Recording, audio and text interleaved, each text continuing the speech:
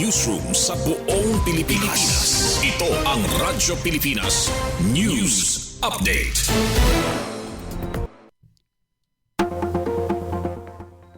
Aton oras, 1:56.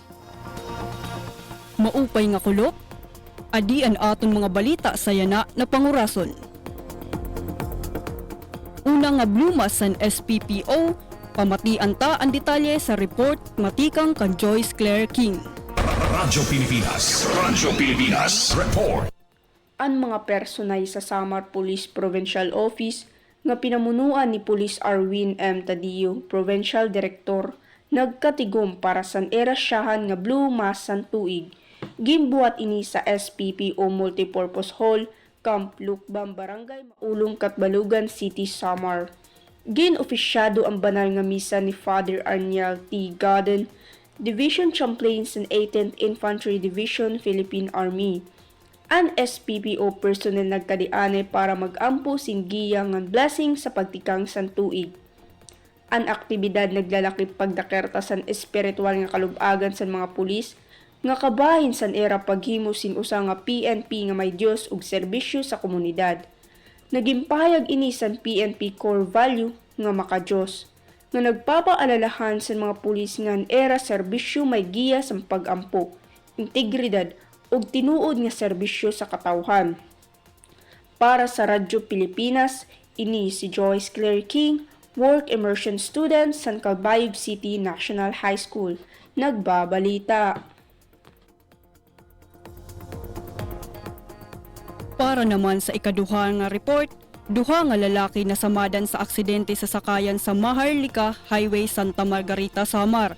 Pamatian ta ang detalye matikang sa akon report. Radyo Pilipinas Report.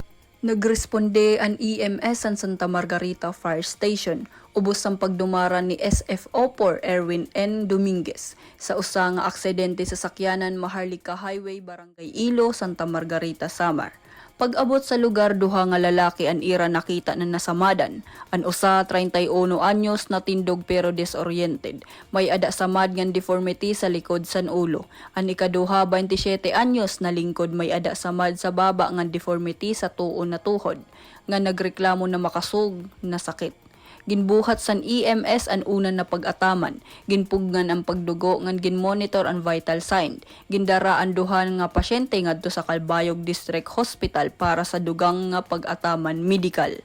Para sa Radyo Pilipinas, ini si Jubea Balag, Work Immersion Student sa Calbayog City National High School, nagbabalita.